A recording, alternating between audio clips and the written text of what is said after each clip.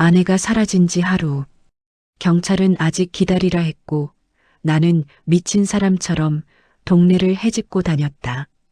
그날 밤 현관에 홀로 남겨진 반려견 보리의 눈빛이 이상했다. 그리고 다음 날 아침 문을 열자마자 보리는 이미 문 앞에서 기다리고 있었다. 꼬리도 흔들지 않은 채 단단하게 나를 바라보던 그 눈. 나는 그때 알았다. 이 아이는 알고 있다. 아내에게 무슨 일이 일어났는지. 아내 서아연은 실종 당일에도 평소처럼 행동했다. 오전에는 서점 일을 보고 오후엔 간단히 장을 보러 나간다고 내게 말했다. 나는 도면을 보며 컴퓨터 앞에 앉아 있었고 그녀는 늘 하던 대로 보리의 머리를 토닥이며 외출했다. 그 작은 동작, 그 일상의 장면이 이렇게 무섭게 가슴을 찌르게 될 줄 나는 상상도 못했다. 하연의 실종을 인지한 건 저녁 7시쯤이었다. 평소보다 늦다 싶어 전화를 걸었는데 신호음만 울렸다. 처음엔 배터리가 나갔겠거니 했다. 하지만 그 후 3시간 동안 연락이 닿지 않았다. 그제야 불안감이 가슴을 틀어주기 시작했다. 급하게 시장을 돌고 동네 골목을 돌아보고 편의점 CCTV까지 뒤져봤지만 흔적조차 없었다. 내게 남은 건 보리뿐이었다. 보리는 실종 첫날 밤부터 밥도 먹지 않고 현관문 앞에서 꼼짝도 하지 않았다. 울지도 않았다. 다만 가만히 문을 바라보며 뜬 눈으로 밤을 지새웠다. 그 모습이 나를 더 미치게 만들었다. 마치 보리는 이미 뭔가 알고 있는데 나만 모르는 것처럼. 경찰에 실종 신고를 하러 갔을 때도 내 목소리는 떨리고 손은 식은땀으로 젖어 있었다. 담당 형사는 기본적인 절차를 진행하며 이렇게 말했다. 마지막으로 연락된 시간 그리고 하루 정도의 공백이면 아직 실종으로 확정하기 어렵습니다. 일단 24시간만 더 지켜보시죠. 그 말은 친절하게 들리지 않았다. 내 아내가 사라졌는데 왜 아무도 급박함을 느끼지 못하는가. 나는 집으로 돌아와 밤새도록 하연의 SNS, 문자, 통화 기록, 서점 CCTV까지 뒤졌다. 하지만 아무런 실마리도 나오지 않았다. 새벽 4시가 조금 넘은 시간, 나는 두 손으로 얼굴을 감싸 쥔 채 현관 앞에 앉아 있었다. 그때였다. 보리가 갑자기 내 무릎에 얼굴을 비볐다. 보리의 눈은 빨갛게 충혈돼 있었다. 이 아이도 밤새 잠을 못 잤던 것이다. 그렇게 이틀째 아침이 밝았다. 나는 거의 초췌한 몰골로 문을 열었다. 그 순간 보리가 기다렸다는 듯 문 앞에 바로 서 있었다. 보리는 아무 말 없이 나를 바라보았다. 꼬리는 힘없이 내려가 있었고 귀는 긴장한 듯 뾰족이 세워져 있었다. 그리고 다음 동작은 너무 명확했다. 보리는 내가 신발을 신을 때까지 꼼짝도 하지 않았다. 마치 준비가 끝날 때까지 기다리는 것처럼. 나는 신발을 신고 문을 나섰다. 보리는 곧장 앞장서서 걸었다. 그런데 그 방향이 이상했다. 나는 아내가 장을 보러 갔던 시장 쪽으로 가려 했다. 하지만 보리는 반대편 골목길로 들어가려 했다. 보리야, 엄마는 이쪽으로 간 게 아니야. 내 말에 보리는 한 번도 반응하지 않았다. 말을 안 듣는 게 아니라 전혀 관심이 없는 듯한 모습이었다. 고개도 돌리지 않고 단단한 걸음으로 앞으로 나아갔다. 나는 잠시 멈춰섰다. 보리는 몇 걸음 앞에서 멈춰서더니 뒤를 돌아보았다. 그 눈빛은 단호했다. 그리고 무엇보다도 무서웠다. 보리는 지금 확신하고 있었다. 나는 그 눈빛을 이길 수 없었다. 그래서 결국 보리를 따라 골목으로 들어섰다. 골목은 사람이 거의 다니지 않는 오래된 주택가 방향이었다. 벽에는 오래된 낙서가 그대로 남아 있었고 잡초가 들려 올라온 공터가 이어졌다. 아내가 갈 이유가 전혀 없는 길이었다. 그런데 보리는 계속해서 속도를 높였다. 도중에 몇 번 냄새를 맡고 방향을 잡더니 어느 순간 도로와 공장지대를 잇는 좁은 길로 들어섰다. 나는 숨이 차오르는 것을 느끼면서도 발걸음을 멈출 수 없었다. 보리가 뛰기 시작하자 나도 뛰었다. 굽은 길 끝 오래된 폐창고가 나타났다. 오래 방치된 듯 먼지와 녹이 뒤덮인 철문, 미세하게 벌어진 균열. 그 주변엔 아무도 없었다. 보리는 창고 측면을 돌다가 갑자기 한 지점에서 멈춰섰다. 그리고 나를 바라봤다. 나는 조심스럽게 다가갔다. 땅바닥에 작은 천 조각 같은 것이 있었다. 햇빛에 반쯤 바랜 자주색 천. 내 손이 떨렸다. 나는 그 조각을 들었다. 아내가 즐겨 묶던 머리끈이었다. 한쪽 끝에 미세한 올풀림까지 나는 너무 잘 알고 있었다. 그 자리에서 몸이 얼어붙었다. 하늘이 갑자기 어두워진 것 같았다. 발끝부터 심장이 차갑게 굳어가는 기분. 그리고 나는 깨달았다. 보리는 이걸 찾으러 온 것이었다. 아니, 이걸 발견했기 때문에 나를 데려온 것이었다. 나는 그 자리에서 바로 경찰에 전화를 걸었다. 손이 떨려 휴대폰을 제대로 쥐지도 못했다. 여기서 아내 것 같아요. 머리끈이 발견됐어요. 주소는? 말이 제대로 나오지 않았다. 그러나 경찰은 곧바로 출동하겠다고 했다. 보리는 조용히 내 옆에 앉아 있었다.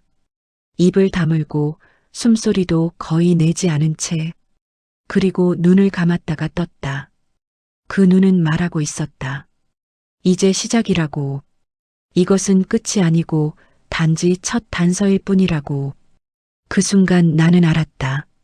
아내의 실종 사건은 단순한 실종이 아니었다. 우리는 지금 더 깊고 어두운 곳으로 들어가고 있었다. 그리고 그 가장 앞에서 길을 밝히는 건 사람이 아니라 볼이었다. 아내의 머리끈을 손에 쥐고 그 자리에 주저앉아 버린 뒤 나는 한동안 움직일 수가 없었다. 머리끈은 누군가 일부러 떼어놓은 듯한 형태였다. 보리도 그 자리를 한참 냄새 맡다 말없이 나를 바라보았다. 나는 외면하고 싶었다. 하지만 그 순간 몸속 어딘가에서 이상하게 선명한 감각이 일어났다. 아내가 정말 이 근처를 지나간 게 맞다는 확신. 경찰이 도착한 건 신고 후 약 12분 만이었다. 형사 2명이 내려와 주변을 비추고 철문과 벽 틈을 조사하기 시작했다. 그중 한 명, 장도혁 형사가 내게 다가왔다. 차분한 눈빛, 그러나 상황을 단번에 파악한 듯한 표정.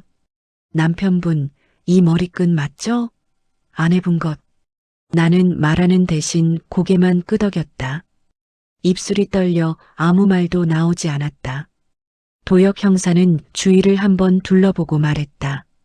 이 위치가 시장까지의 공식 이동 동선과는 완전히 다릅니다. 누군가 강제로 이동시켰을 가능성이 높아요.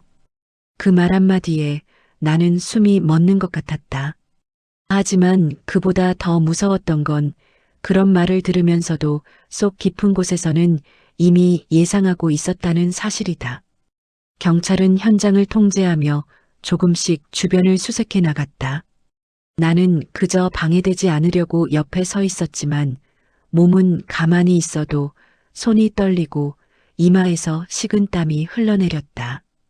보리는 수색하는 형사들 사이를 조용히 그리고 굉장히 집중된 자세로 따라다녔다. 그 모습은 마치 내가 안내하겠다는 듯했다. 도혁 형사가 내게 물었다. 보리, 이곳을 어떻게 찾은 겁니까? 나는 숨을 들이켰다. 제가 시도해 본 건 다 해봤어요. 아내가 가던 방향도 다시 가보고 주변 상가도 돌고 그런데 보리는 이쪽으로 오려고 했어요. 처음부터. 도혁 형사는 의미심장하게 눈썹을 올렸다. 직감 수준이 아니군요. 저 정도 행동이면 확실한 단서가 있었을 가능성이 큽니다. 그 말에 나는 조금은 숨이 트이는 것 같았다. 그리고 동시에 이상한 감정이 들었다. 보리가 아니었다면 나는 아직도 상가 근처를 헤매고 있었을 것이다. 어쩌면 며칠이 지나 단서가 사라졌을지도 모른다. 경찰이 폐창고 철문을 열려고 시도하는 동안 나는 주변을 둘러보았다. 창고 주변엔 오래된 타이어 자국들이 엉켜 있었고 녹슨 철제 울타리 사이에는 누군가 지나간 듯한 흔적이 있었다. 풀은 누군가 짓밟아 반쯤 쓰러져 있었고 먼지가 흩날리는 공기 사이에는 묘한 기운이 감돌았다. 그때였다. 보리가 갑자기 낮게 으르렁거렸다. 나는 깜짝 놀라 보리를 쳐다보았다. 보리는 창고 옆 통로 방향을 향해 몸을 낮추고 주둥이를 들이밀었다. 마치 무언가 있다고 말하는 것처럼. 도역 형사도 보리의 자세를 보고 즉각 움직였다. 카메라 가져와서 이쪽 조사해. 형사들이 손전등을 비추자 좁은 틈 사이로 발자국 같은 흔적이 이어져 있었다. 그리고 그 끝에는 낡은 종이컵 하나가 쓰러져 있었다. 종이컵 그 자체는 대수롭지 않아 보였다. 하지만 종이컵 바닥에는 붉은색 얼룩이 흐릿하게 남아 있었다. 도역 형사가 장갑을 끼고 그것을 들어 올렸다. 지워졌지만 액체 자국이네요. 안쪽 끝부분에 묻은 건 커피? 나는 할 말을 잃었다. 하연은 커피를 잘 마시지 않는 편이었다. 대신 정확히 저런 색의 허브티를 많이 마셨다. 서점에서도 항상 그 컵을 들고 다녔다. 도역 형사는 주변을 더 살폈지만 큰 추가 단서는 나오지 않았다. 그러나 지금 상황만으로도 사건은 실종이 아닌 납치 유력으로 전환되었다. 경찰들은 증거를 챙기고 철문을 열기 위해 공구를 불러왔다. 나는 잠시 숨을 고르기 위해 창고 반대편으로 걸어갔다. 그 자리에 서 있는 것만으로도 가슴이 조여와 견딜 수 없었다. 그런데 그 순간 조용하던 보리가 갑자기 내 뒤편으로 달려왔다. 보리는 나와 창고 사이에 서서 강하게 짖었다. 그 울음은 지금까지 들었던 어떤 울음과도 달랐다. 공포, 경고, 초조함 여러 감정이 섞여 있었다. 나는 돌아섰다. 그리고 그제서야 깨달았다. 창고 뒤편 벽의 그늘 속에서 누군가 우리를 보고 있었다. 멀리서 정확히 얼굴은 보이지 않았지만 형체는 분명했다. 남자 모자 눌러쓴 체격 좋은 사람. 보리를 보자 그 남자는 곧장 몸을 돌려 달아났다. 나는 반사적으로 뒤쫓으려 했지만 도역 형사가 날 붙잡았다. 지금 뛰면 위험합니다. 확보된 증거 먼저 챙겨야 합니다. 나는 벽을 주먹으로 때렸다. 간발의 차이가 이렇게 클 줄은 몰랐다. 하지만 보리의 본능은 분명했다. 그 남자, 보리가 처음 봤을 때부터 불안해하던 이유, 그 직감이 이제 현실이 되고 있었다. 경찰이 철문을 열기 시작했지만 안은 텅 비어 있었다. 안에는 없었다. 그러나 누군가 최근까지 이 장소를 사용한 흔적, 그리고 누군가 급히 떠난 냄새는 곳곳에 남아 있었다. 도역 형사는 침착하게 말했다. 남편분, 이 폐창고 오래 비어 있었던 게 아닙니다. 누군가 최근까지 드나든 흔적이 있어요. 즐비한 타이어 자국, 희미한 향수 냄새, 그리고 적당히 치워진 쓰레기들. 누군가는 이곳을 은신처처럼 사용하고 있었다. 나는 폐창고 안에 서서 천천히 숨을 들이쉬었다. 공기에는 먼지뿐 아니라 설명할 수 없는 불쾌한 기운이 섞여 있었다. 그리고 그 불쾌한 기운 속에서 보리의 몸은 잔뜩 경직되어 있었다. 보리는 벽 쪽으로 다가가더니 한 지점을 계속 킁킁거렸다. 벽의 틈, 작은 홈. 거기엔 손가락 2개 정도 들어갈 만한 미세한 간격이 있었고 아주 희미한 냄새가 풍겼다. 도역 형사가 그곳을 조사하더니 말했다. 여기 누군가 뭔가를 숨겼다가 급히 가져간 흔적 같습니다. 미묘한 긁힘이 있어요. 나는 말없이 그 벽을 바라보았다. 아내가 저기 있었던 걸까? 아니면 단지 범인의 짐이었을까? 어느 쪽이든 상관없었다. 중요한 건 그녀가 가까이 있었다는 것, 그리고 보리가 그걸 알고 있었다는 것. 공기가 흐르는 소리만 들리는 폐창고 안에서 나는 처음으로 진짜 두려움을 느꼈다. 정말 누군가가 아내를 데려갔다는 사실. 아내는 지금 어디서 어떤 상태로 있는지 상상조차 하기 싫었다. 그러나 그 순간 도역 형사가 내게 다가와 말했다. 남편분 분명한 건 한 가지입니다. 누군가 아내분을 데리고 이동했어요. 그리고 그는 잠시 눈을 내렸다가 나를 똑바로 보았다. 아내분은 살아있을 가능성이 매우 높습니다. 그 말에 무너질 것 같던 내 감정이 잠시 멈췄다. 나는 벽에 손을 대고 천천히 숨을 들이켰다. 그리고 다시 보리를 바라보았다. 보리는 나를 보며 천천히 꼬리를 흔들었다. 희미하지만 분명한 움직임. 그건 마치 이렇게 말하는 것 같았다. 아직 끝나지 않았어. 우린 더 찾으러 가야 해. 보리가 찾아낸 폐창고에서 나온 머리끈과 낯선 남자의 실루엣.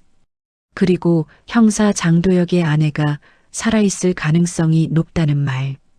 그 한마디는 내 몸을 붙잡고 있던 절망의 덩어리를 잠시 내려놓게 만들었다.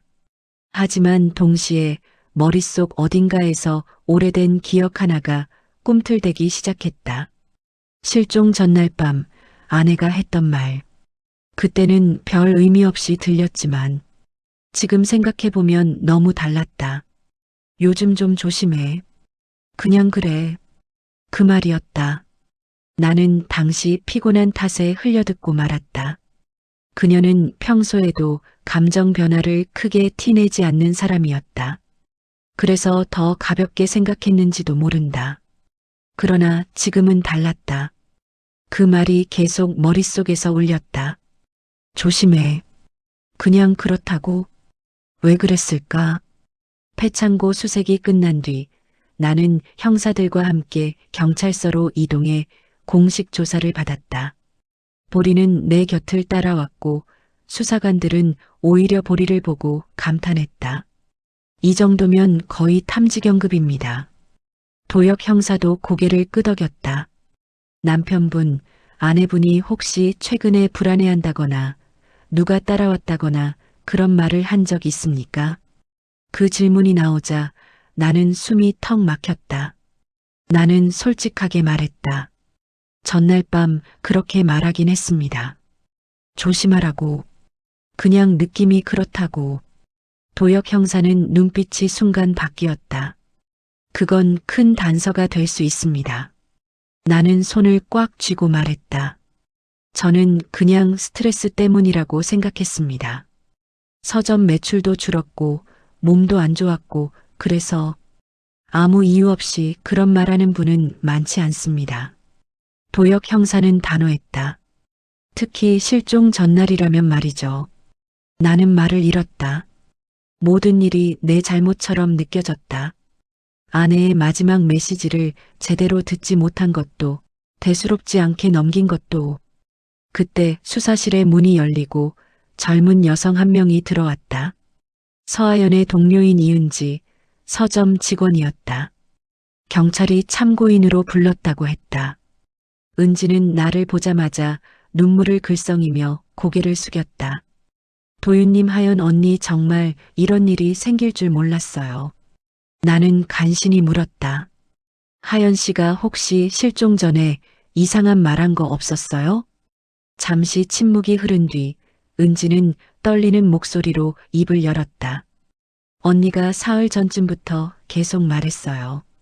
누가 뒤를 따라오는 느낌이 든다고. 내 심장은 바닥으로 꺼졌다. 그녀는 나에게만이 아니라 동료에게까지 말했는데 나는 전혀 몰랐다. 그런데 은지는 말을 흐렸다. 그날 실종되기 바로 전날 언니가 저한테 이렇게 말했어요.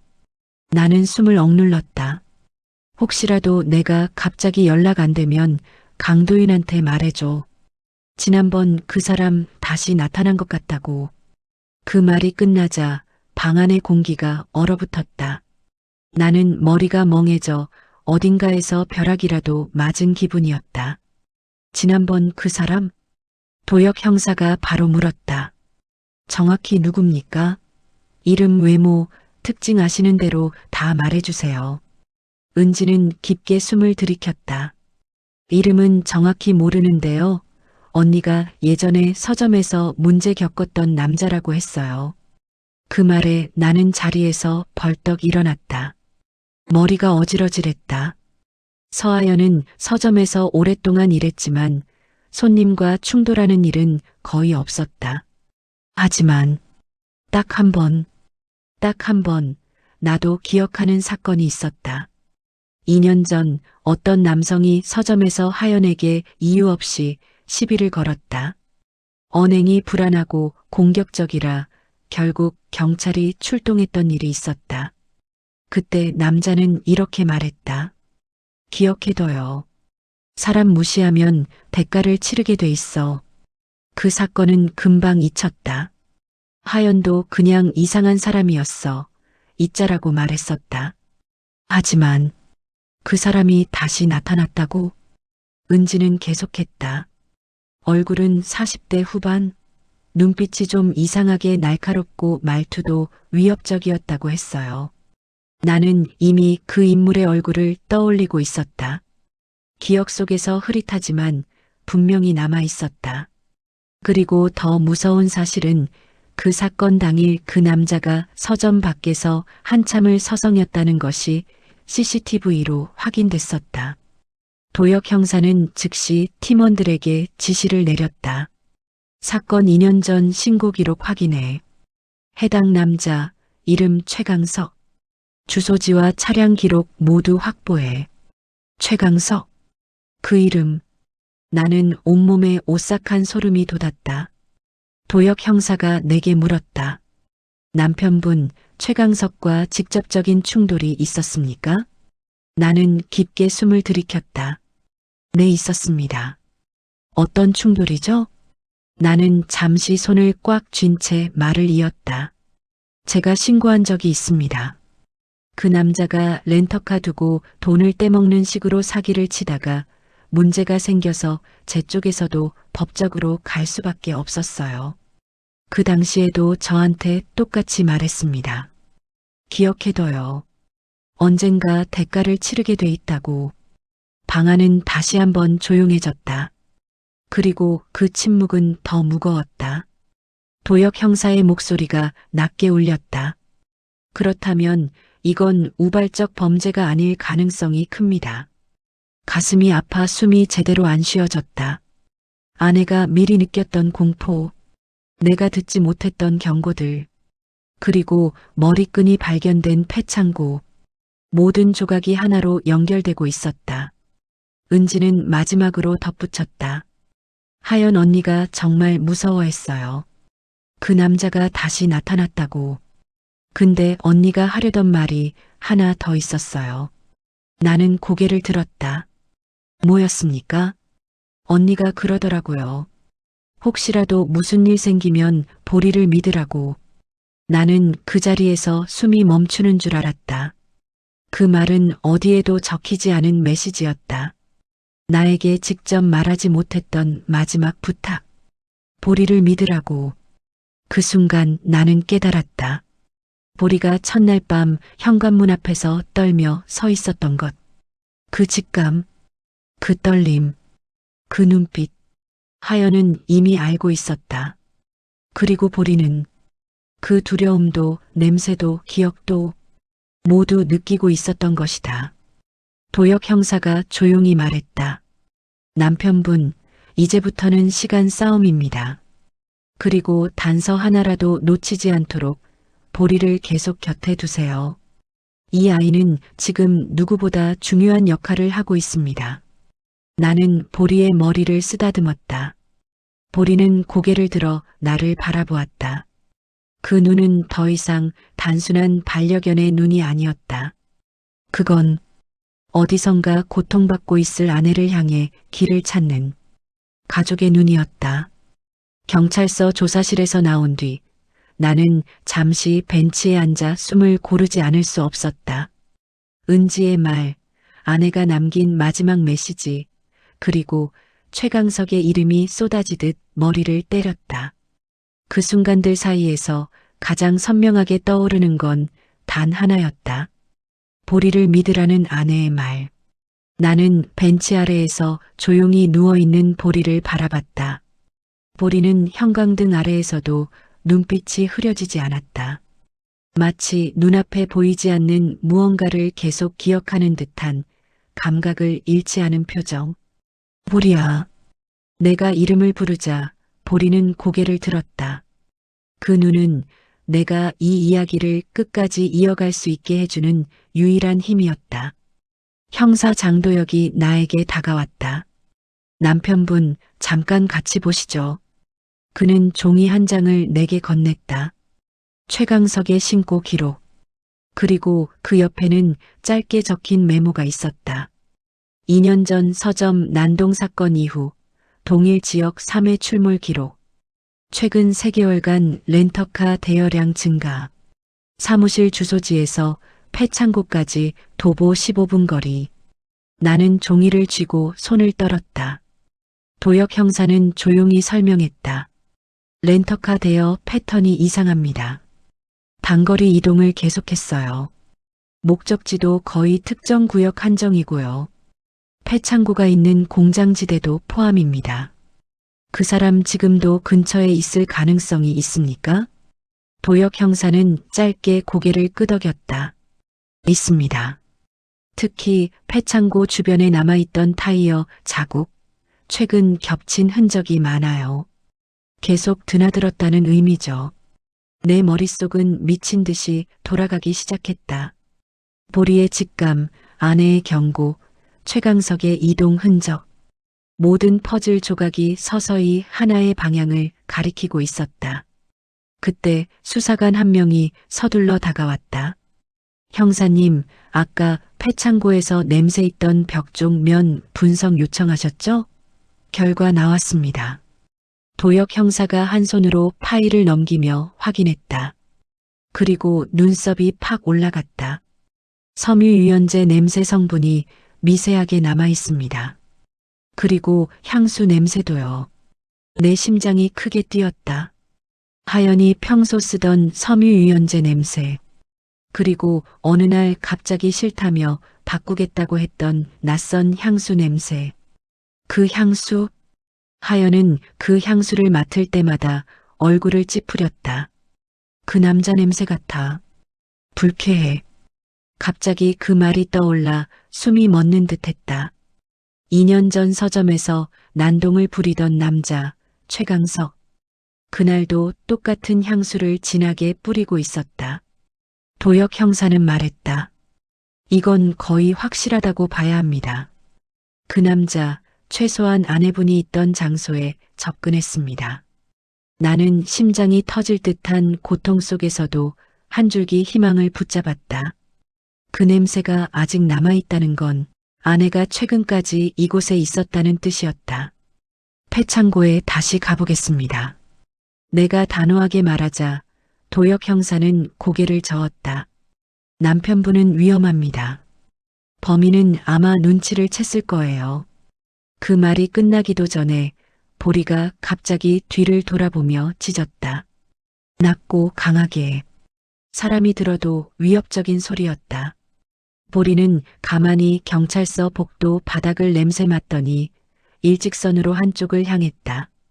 그 끝은 증거물 보관실. 나는 눈을 크게 떴다. 보리가 왜 거길?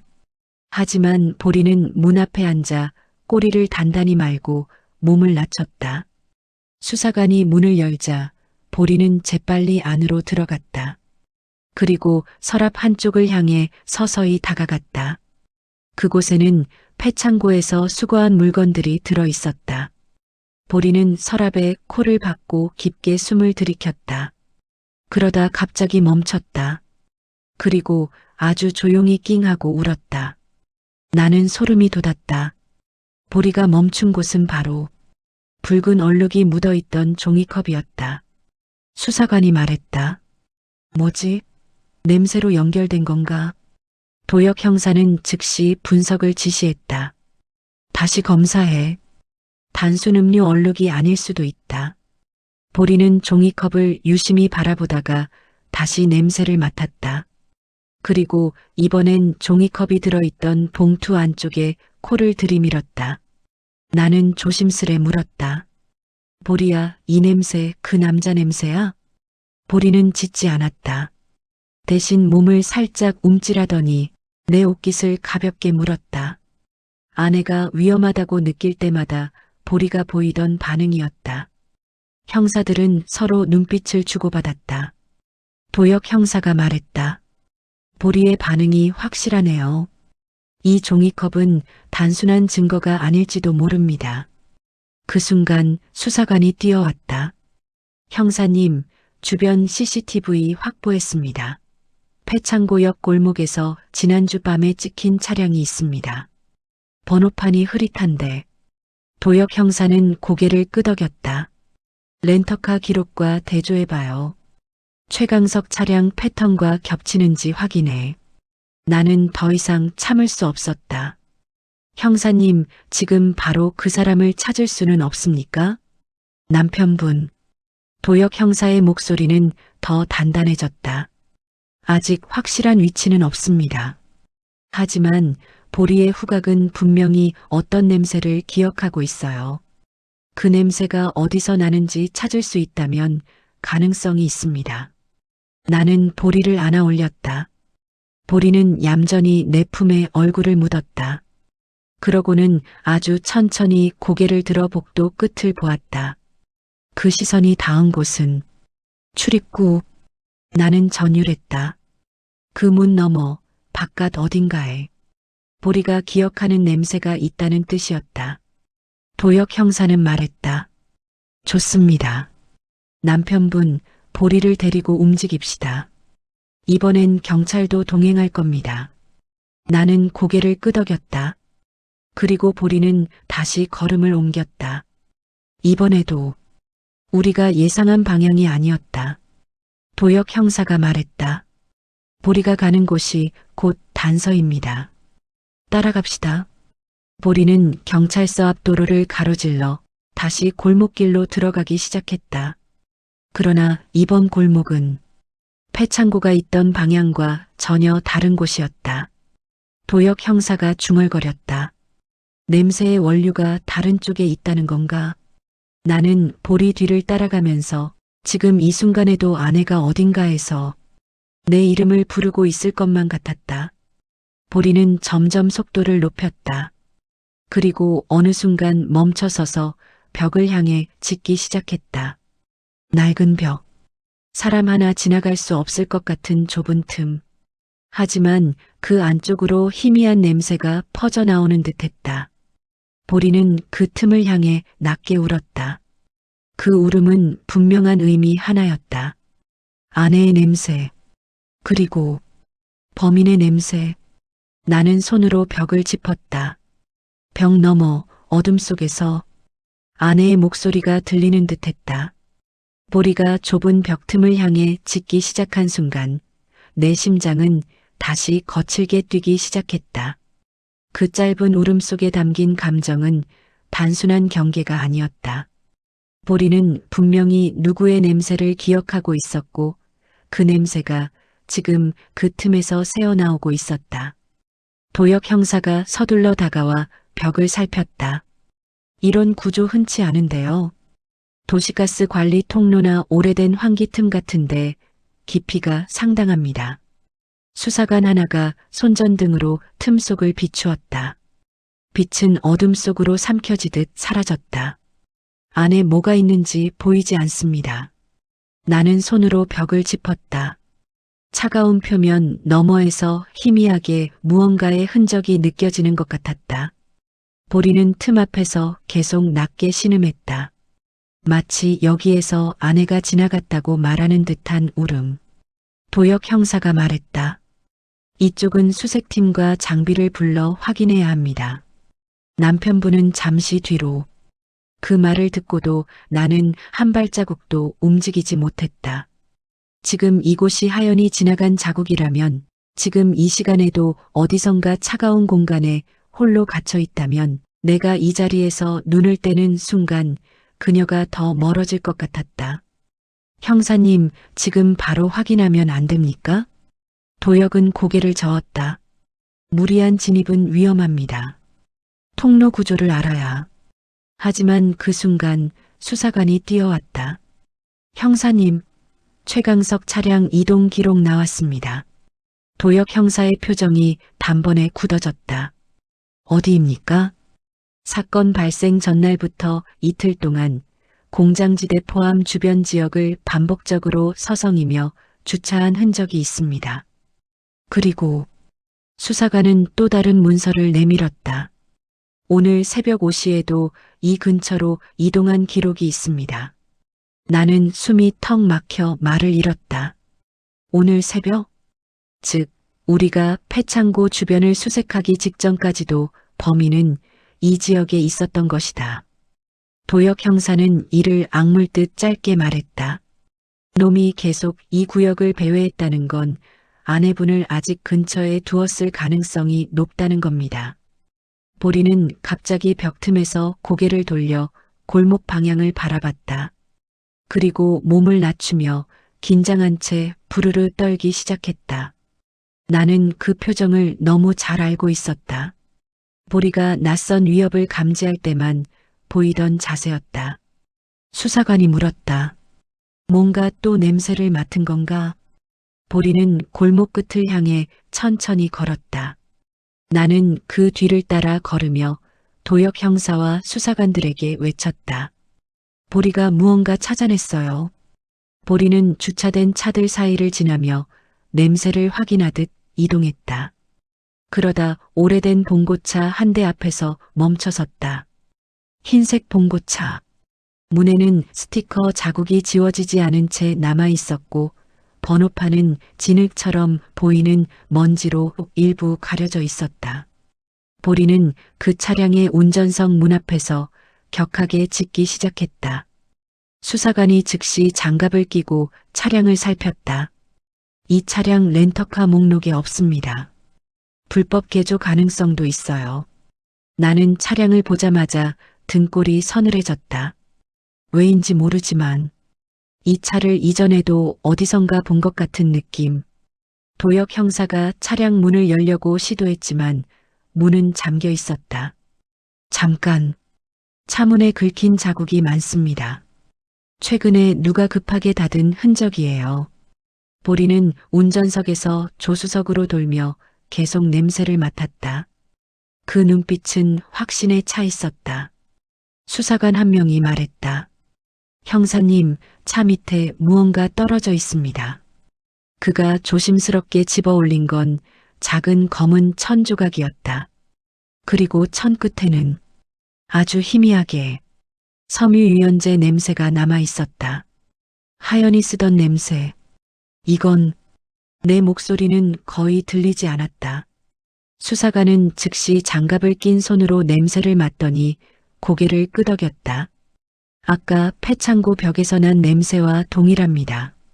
나는 무릎에서 힘이 풀려 벽에 손을 짚었다. 그녀는 정말 여기 있었다. 도역 형사가 지시를 날렸다. 지금 바로 차량 번호판 조회. CCTV 전부 돌려. 바로 그때였다. 수사관 한 명이 봉고차 뒤편을 비추다가 갑자기 소리를 질렀다. 형사님, 여기 혈흔 흔적 같습니다. 봉고차 뒤 차체 아래쪽에 어디선가 문지른 듯한 희미한 붉은 자국이 있었다. 나는 눈을 감았다. 숨이 제대로 들어오지 않았다. 하연. 그 이름을 부르는 순간 가슴이 쪼개진 듯 아팠다. 도역 형사가 재빨리 확인했다. 희석된 혈흔입니다. 직접적인 부상이 아니라 닿아서 묻은 정도. 그럼 살아있을 가능성이 아직 높습니다. 보리가 그 순간 차 뒤쪽에서 낮게 으르렁거렸다. 그 울음은 분명히 말하고 있었다. 범인이 이 차량으로 움직였고 아내가 분명 이 안에 있었다는 사실.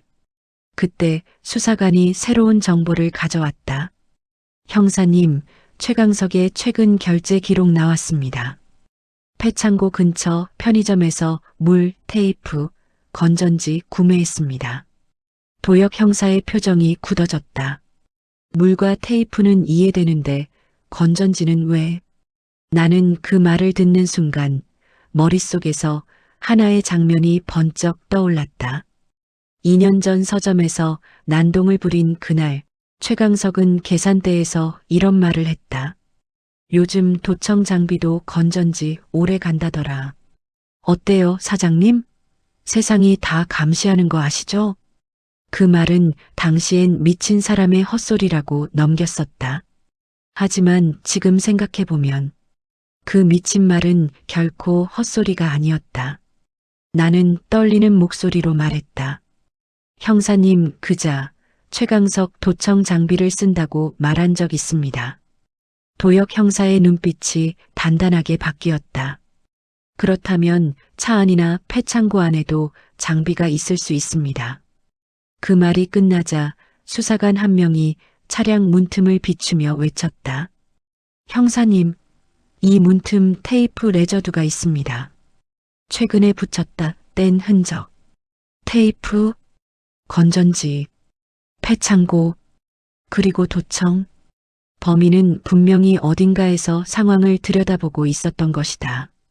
내 등골이 차갑게 식었다. 형사님, 그러면 우리가 폐창고에 간 것도? 도역 형사는 침묵했다. 하지만 그의 표정이 모든 답을 말하고 있었다. 범인은 알고 있었을 가능성이 높았다. 경찰이 움직이는 것도, 내가 보리와 함께 수색하고 있는 것도. 그때 보리가 갑자기 다시 골목을 향해 짖기 시작했다. 아까보다 훨씬 강하게 마치 무언가를 쫓아가려는 듯한 울음. 도역 형사가 외쳤다. 보리를 따라가. 지금. 나는 숨을 한 번 크게 들이쉬고 보리 뒤를 뛰었다. 골목 끝에서 보리는 왼쪽 좁은 길로 꺾어 들어갔다. 그 길 끝에는 오래된 상수도 배관들과 철제 덮개로 막힌 지하 출입구가 있었다. 보리는 그 덮개 앞에서 멈춰섰다. 그리고 천천히 머리를 들었다. 나는 그의 눈빛을 이해할 수 있었다. 보리가 말하고 있었다. 아내는 아래에 있다. 보리가 지하 출입구 앞에서 멈춰 섰을 때 나는 몸 안쪽이 싸늘하게 식어가는 것을 느꼈다. 지하, 철제 덮개, 그리고 그 아래에서 스며 나오는 미묘한 냄새. 차갑고 오래된 습기 냄새 사이에 섞여 있는 아주 희미하지만 익숙한 향기. 섬유유연제. 하연이 늘 쓰던 그 향기였다. 나는 무릎을 꿇고 철제 덮개에 손을 얹었다.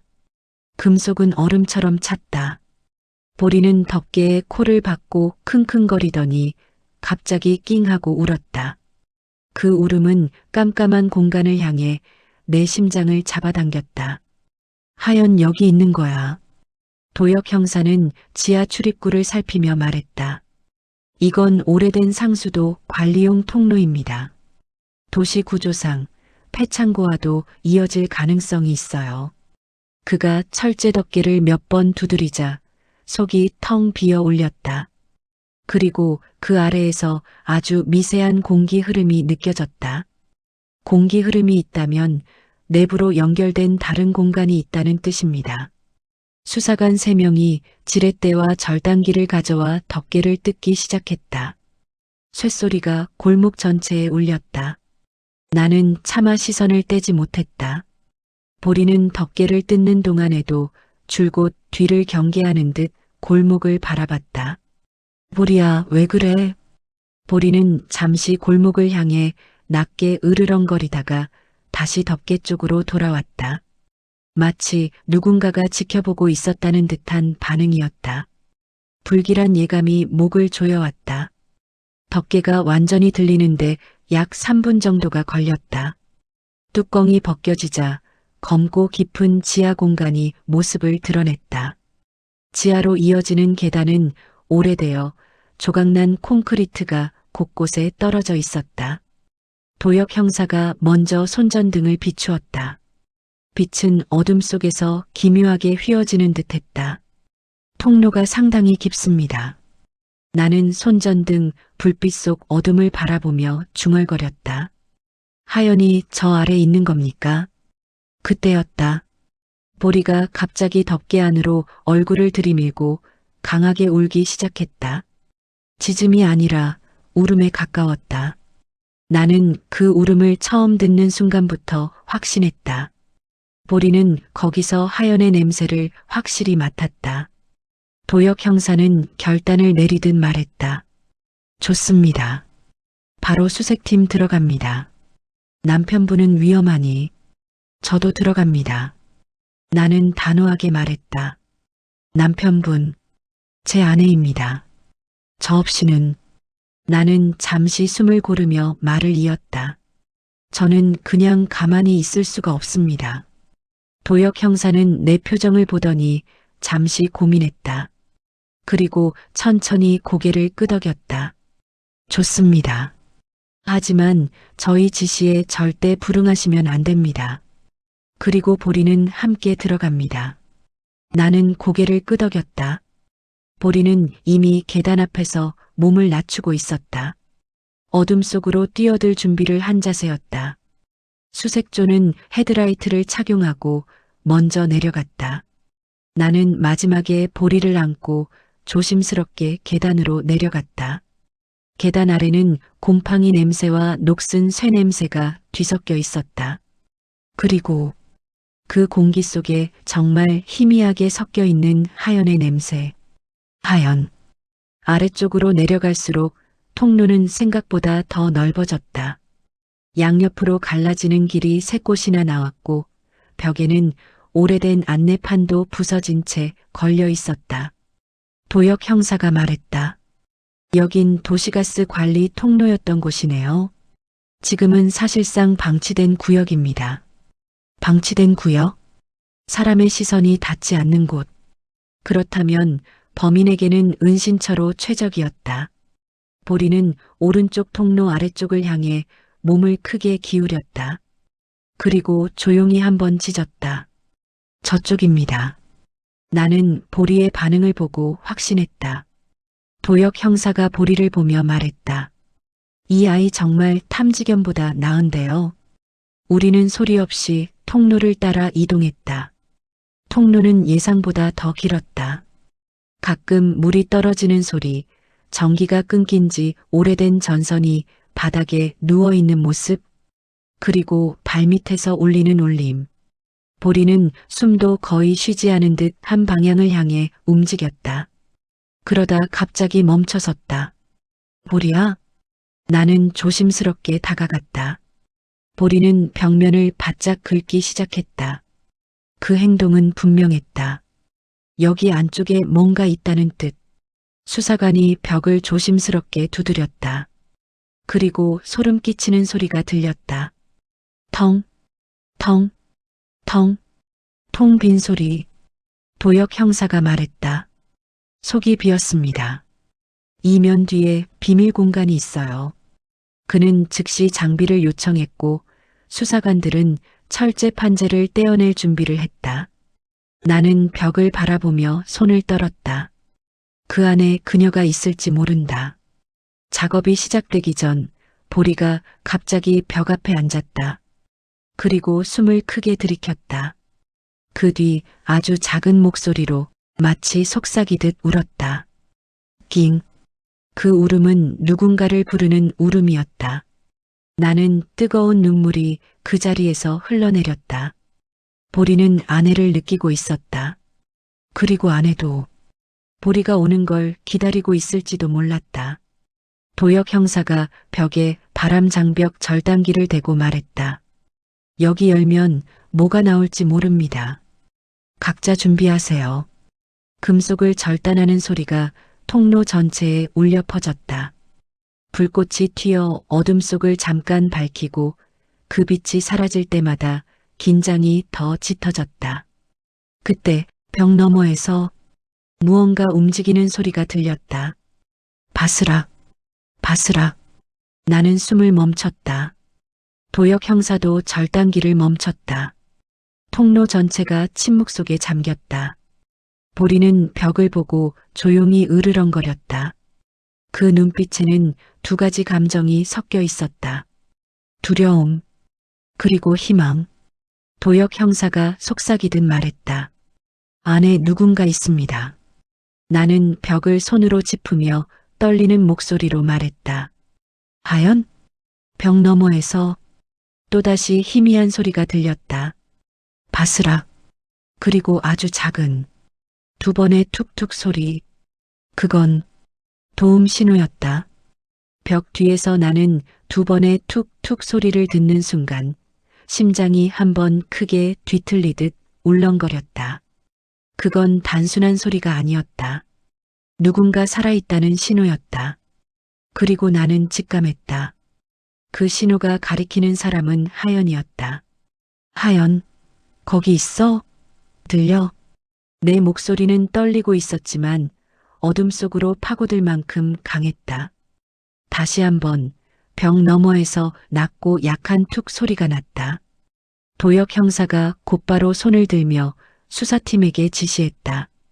절단 재개, 안에 누군가 있다. 최우선 구조 상황이다.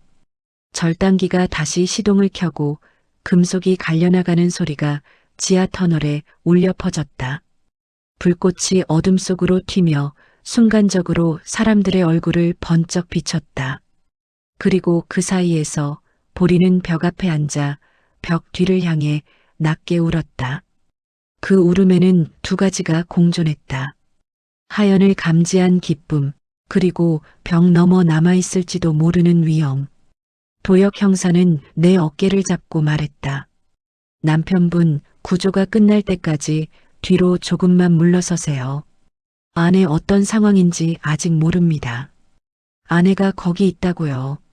제가 어떻게... 말을 끝내기도 전에 절단기 소리가 벽 한쪽을 무너뜨렸다.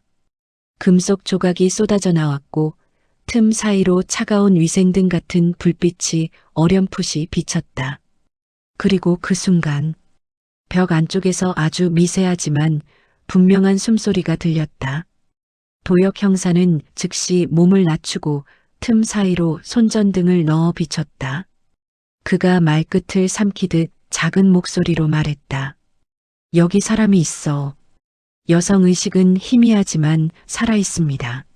내 다리는 그대로 힘이 풀렸지만 정신은 더 또렷해졌다. 하연, 수사관들이 벽 한쪽을 뜯어내자 내부 공간이 드러났다. 그곳은 어둡고 축축하며 벽에는 거친 긁힌 자국이 남아 있었다. 그리고 벽 한가운데 낡은 파이프에 손이 묶인 채 쓰러져 있는 하연이 있었다. 그녀는 초췌하고 몸은 떨리고 있었지만 그 얼굴은 분명히 내 아내 서하연이었다. 나는 그 자리에서 울음이 터질 뻔했지만 곧바로 그녀에게 달려갔다. 하연, 나야 도윤이야. 들려? 하연은 눈을 천천히 떴다. 그 눈동자 안에는 눈물이 고여 있었다. 그리고 입술이 아주 작게 움직였다. 도윤. 그 목소리는 너무 작아서 거의 들리지 않을 정도였지만 그 한마디는 내 심장을 완전히 무너뜨렸다. 괜찮아. 이제 괜찮아. 내가 왔어. 보리도 여기 있어. 그 말을 듣자 보리가 벽 틈을 뛰어넘어 하연에게 다가갔다. 그리고 조심스럽게 하연의 손등에 코를 갖다 댔다. 하연은 힘겹지만 분명하게 보리의 이름을 불렀다. 보리야. 보리는 그 말에 작게 낑하며 하연의 손등을 하찼다. 그 장면을 보는 순간 나는 결국 눈물이 흘러내렸다. 그런데 눈물의 따뜻함과 동시에 뒤통수를 찌르는 싸한 느낌이 스멀스멀 올라왔다. 왜냐하면 하연의 손목을 묶고 있던 로프가 단순 묶음이 아니라 마치 누군가 급하게 끊고 도망간 흔적이 있었기 때문이었다. 도역 형사도 그걸 바로 알아차렸다. 잠깐. 그의 목소리가 다시 긴장으로 가득 찼다. 이 묶음 범인이 직접 풀거나 급히 잘라낸 흔적이 있습니다. 즉, 누군가 이 자리를 방금 전까지도 사용했다는 뜻입니다. 나는 뒤를 돌아보았다. 지하 통로는 어둡고 양쪽으로 길게 뻗어 있었다. 혹시 아직 이 근처에 있는 걸까? 우리를 보고 있는 걸까? 그때였다. 보리가 갑자기 고개를 들고 어둠 속을 향해 으르렁거렸다. 털이 곤두섰고 몸을 앞으로 내밀었다. 그리고 통로 저 멀리서 스치듯 발소리가 들렸다. 또, 또, 또, 도망가는 소리도 아니고 빨리 달리는 소리도 아닌 아주 느린 걸음. 수사관들이 동시에 손전등을 들고 통로 끝을 비췄다. 어둠 속에서 누군가의 그림자가 벽을 스치며 사라졌다. 도역 형사가 소리쳤다. 범인이다. 통로 끝 봉쇄해. 수사팀이 일제히 달려갔다. 통로를 향해 내달리는 발소리, 무전기 소리, 금속 장비 흔들리는 소리가 뒤섞이며 지하 전체를 울렸다. 하연은 겁먹은 눈으로 그 소리를 바라보았다. 나는 그녀의 손을 잡았다. 걱정하지 마. 이제 끝났어. 그 사람 잡힐 거야. 그 순간 하연은 떨리는 목소리로 내 손을 잡아당기며 말했다. 아니야, 도윤. 그 사람 아직 더 있어. 나는 얼어붙었다. 뭐라고? 하연의 눈은 공포로 가득 차 있었다. 그리고 그녀는 입술을 떨며 속삭였다. 둘이었어. 숨이 멎었다. 도역 형사가 내 표정을 보고 즉시 내 쪽으로 달려왔다. 무슨 일입니까? 나는 천천히 하연의 말을 반복했다. 둘이었대요. 범인이 2명이었다고. 그 말이 끝나는 순간 지하 통로 끝에서 수사관이 비명을 질렀다. 형사님, 뒤쪽 통로 하나 더 있습니다. 누군가 방금 빠져나갔습니다. 그리고 무전기의 급박한 목소리가 섞여 들어왔다. 형사님, 위쪽 지상 통로 CCTV에 모자 쓴 남자 하나가 빠르게 이동 중. 도역 형사는 이를 악물었다. 남편분, 아내분은 곧바로 구급팀이 데려갈 겁니다. 하지만 지금 범인이 둘이라면 그는 숨을 고르고 말했다. 남편분도 위험합니다. 나는 하연의 손을 더 세게 잡았다. 하연은 힘겹게 내 손을 쥔 채 말했다. 조심해. 그 사람. 도윤 당신을 노렸어. 그 말은 내가 지금까지 들어온 어떤 말보다 무서웠다. 그리고 그 순간에야 깨달았다. 이 납치 사건의 끝은 단순히 하연을 찾는 것이 아니라 범인이 나에게 남긴 마지막 목적이 아직 남아있다는 사실을. 지하 통로에서 하연을 구조해 올린 뒤 구급대는 그녀를 들것에 실어 올렸다. 얼굴은 초췌했고 피부는 희미하게 푸른빛이 돌았다. 하지만 그녀는 살아있었다. 온몸이 떨리고 있었지만 눈은 또렷하게 떠 있었다. 나는 들건 옆에 서서 그녀의 손을 잡았다. 하연은 힘겹게 입술을 움직였다. 도윤 아직 끝난 거 아니야. 나는 고개를 끄덕였다. 알아. 너희를 데려간 사람이 둘이라는 거. 하연은 고개를 아주 천천히 끄덕였다. 둘이었어. 하나는 너도 아는 얼굴이었어. 내가 아는 얼굴? 그 말이 가슴에 깊게 박혔다. 누구였어? 내 목소리는 내 의지와 상관없이 떨리고 있었다. 하연은 숨을 들이쉴 때마다 고통스러운 기색을 보였다. 그녀는 아주 천천히 입술을 떨며 말했다. 최강석이 아니야. 그 사람은 내가 예전에 신고했던 사람. 나는 숨이 멎었다. 그녀의 말은 이미 알고 있던 진실을 다시 되돌려 주었다. 최강석은 그 사건으로 나에게 원한을 품었고 그게 지금의 비극을 만든 시발점이었다. 하지만 그녀는 이어서 충격적인 말을 꺼냈다. 그리고 한 명 더. 너희 둘을 둘 다 지켜봤던 사람. 내 심장은 천천히 내려앉는 느낌이었다. 하연의 입술이 떨렸다. 지하 통로 옆에서 들려온 목소리. 너를 부르는 목소리였어. 나는 그 자리에 굳어섰다.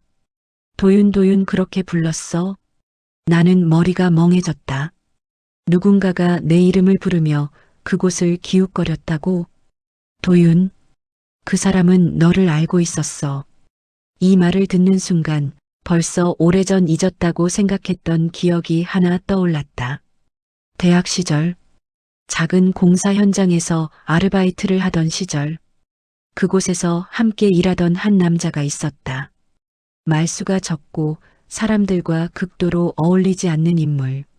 그러나 나에게만 유독 친하게 굴었다. 묘하게 집착하는 느낌을 받았고 나는 일이 끝난 후 그를 멀리했다. 그는 마지막 날 나에게 이렇게 말했다. 다들 나를 무시해.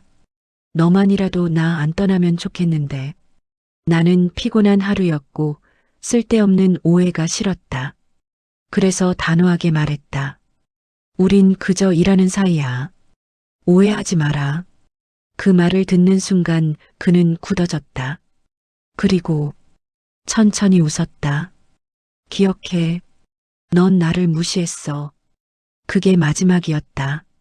그리고 그 후 그는 어느 날 갑자기 사라졌다. 그때 지하 통로 끝에서 발견된 그림자. 봉고차 뒤에서 느껴졌던 눈빛. 보리가 계속 경계하던 기척. 이 모든 게 하나로 이어졌다. 내가 떨리는 목소리로 말했다. 그 사람이 또 있었어? 하연은 힘겹게 고개를 끄덕였다. 응, 너를 알고 있었어. 너한테 복수하려는 느낌이었어. 나는 머리를 감싸쥐었다. 내 과거의 사소한 단절과 무심한 말이 지금의 비극을 만들어내고 있었다. 그때 지하 통로 끝에서 무전기가 울렸다. 형사님, 지상 출구 근처에서 누군가 발견됐습니다. 모자를 눌러 쓴 남성 현장 도주 중 보리한테 쫓기고 있습니다. 모두의 시선이 동시에 도역 형사를 향했다. 그의 표정은 단단했다. 즉시 추격해. 보리 앞세워. 내 심장은 다시 뛰기 시작했다. 보리가? 그 아이가? 이미 지상으로 올라간 건가? 무전기에서는 계속 소리가 들렸다. 걔가 엄청난 속도로 추격 중입니다. 남자도 전속력으로 뛰는데 걔가 더 빠릅니다. 보리의 속도가 눈앞에 그려지는 듯했다. 하연은 그 소리를 듣고 희미하게 미소를 지었다. 보리 역시. 나는 그녀의 손을 꼭 쥐었다. 걱정 마. 보리가 데려올 거야. 지하 통로에서 구조팀이 나오는 동안 나는 밖에서 대기했다. 하연은 구급대 차 안에서 응급처치를 받으며 안정되고 있었다. 그리고 수분 뒤 경찰 3명이 한 남자를 완전히 눕힌 채 끌고 왔다. 모자를 눌러 쓴 남자. 숨이 턱까지 차올라 얼굴이 새빨갛게 변해 있었다. 경찰 한 명이 외쳤다. 형사님, 범인 확보. 그 뒤로 따라 들어온 보리는 입에 남자의 옷자락 일부를 물고 있었다. 보리는 그 남자를 물어뜯지도 않았고 공격하지도 않았다. 다만 딱 필요한 순간에 딱 필요한 만큼만 범인의 움직임을 멈추게 했다. 도역 형사가 보리를 쓰다듬었다. 대단한 녀석이다. 진짜 탐지견보다 낫네. 나는 보리에게 달려가 안겼다. 보리는 천천히 숨을 고르며 나를 올려다봤다. 그 눈에는 안심과 그보다 더 깊은 감정이 담겨 있었다. 고맙다 보리야. 범인은 결국 체포됐다. 신원은 바로 확인되었다. 그는 내 대학 시절 함께 일하던 남자. 그 이후 내가 신고했던 사건들 속에 교묘히 얽혀있던 이름이었다. 내가 무심했던 한마디가 그의 마음속에서 비뚤어진 감정으로 자라 결국 우리의 삶을 뒤흔든 것이다. 이어진 조사에서 그는 이렇게 말했다 한다. 너도 나를 잊지 않았으면 했어. 그래서 내가 가장 소중히 여기는 걸 건드린 거야. 경찰 조사실에서 그 말을 들었을 때 나는 아무 말도 할 수 없었다.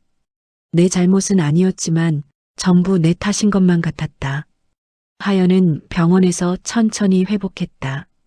그녀의 첫 번째 부탁은 단 하나였다. 보리 데려와줘. 나는 웃었다. 이미 병원 밖에서 기다리고 있어. 보리는 하연의 얼굴을 보자 꼬리를 흔들며 조심스럽게 다가갔다. 하연은 손을 뻗어 보리를 안았다. 눈물이 보리의 머리에 떨어졌다. 보리야, 내가 우리를 살렸어. 보리는 천천히 하연의 손등을 핥았다. 그 행동은 모든 말을 대신하는 듯했고 그 모습만으로도 우리는 둘 다 눈물을 참을 수 없었다. 그리고 모든 사건이 끝난 뒤 우리는 다시 집으로 돌아왔다.